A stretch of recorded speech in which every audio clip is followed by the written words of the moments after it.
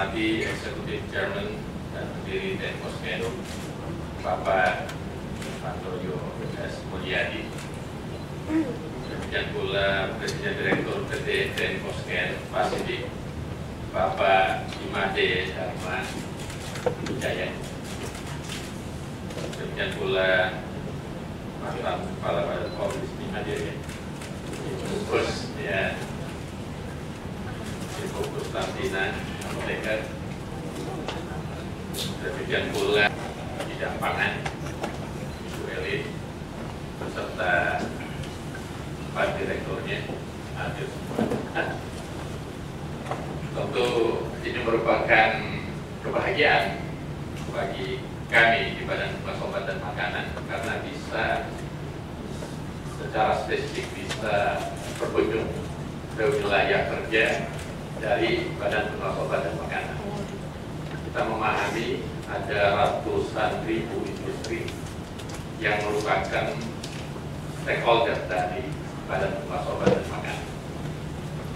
Dan kalau kita berbicara industri tadi, kemudian dimasukkan dengan konteks yang lebih spesifik, kontribusi Badan Pengawas Obat dan Makanan dalam pengawasan, dalam penjaminan, dan dalam konteks bagaimana adalah rupiah mendekati 6.000 triliun rupiah.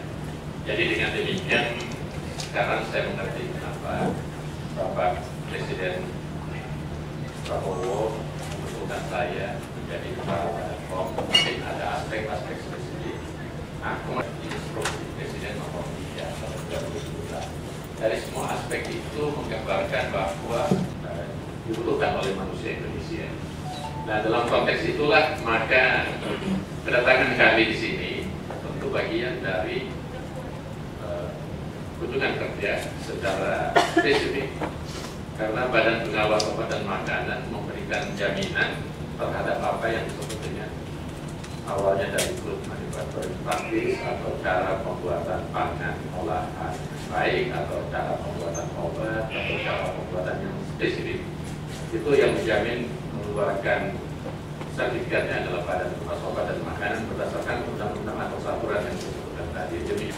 Sebagai Kepala Badan Pengawasan Obat dan Makanan Republik Indonesia, yang saya hormati juga Ibu Dokter Apoteker Ibu Elin Herlina, yang saya hormati Ibu Cynthia Ramadhani. Jadi itu tahun 1953. Nah, lalu tahun 1994 dalam rangka memperkuat juga good corporate governance dan juga permodalan dan sebagainya, kita melakukan aktivitas go public tahun 1994. Jadi kita melakukan restrukturisasi seluruh kegiatan usaha di bidang consumer goods, farmasi, kosmetika. Waktu itu belum ada dairy nutritional, Pak, tahun 94 ya, dan juga distribusi yang masih ada. Kita akan membangun SPTG bekerja sama dengan DGN, dan saya mohon juga bantuan dari pihak Badan POM untuk berperan serta Pak Taruna dalam hal memastikan mutu, memastikan safety dan hal-hal lain. Nah, dari situ ini kedatangannya untuk memastikan apa yang dijalankan sudah terjadi sesuai mana mestinya. Hubungannya dengan makan bergizi gratis, program utamanya Bapak Presiden, kita tahu 80% dari data yang kita miliki, jadi artinya dari 100% yang ada anak kelahiran itu ada 80% bermasalah.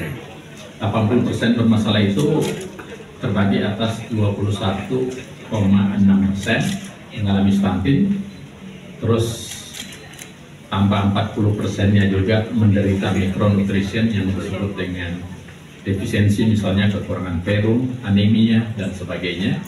Nah, terus tambah 20%-nya mengalami over food atau overnutrisi, kelebihan nutrisi. Jadi hanya ada 20%.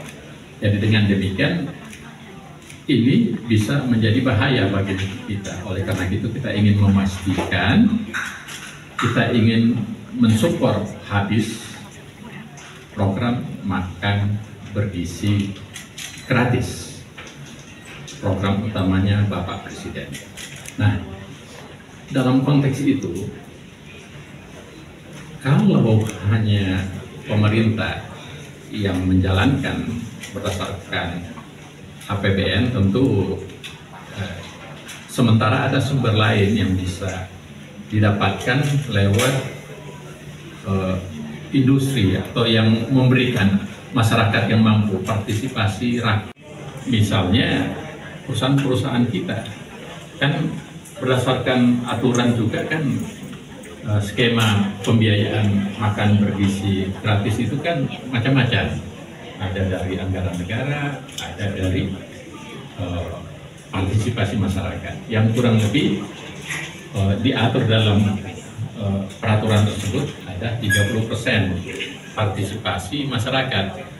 Nah, kita memiliki banyak industri pangan.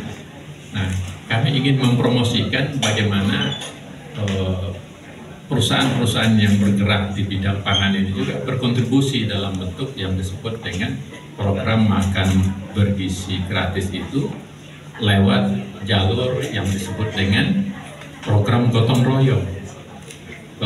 Dan kita berharap itu bisa menjadi populer sehingga masyarakat kita khususnya yang mampu bisa berkontribusi, bisa berpartisipasi.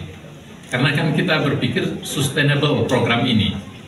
Sustainable program ini kalau dari budget pemerintah kan kita paling tidak 5 tahun.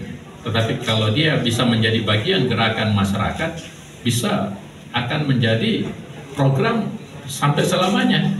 Dan itu sangat sustainable, sangat penting.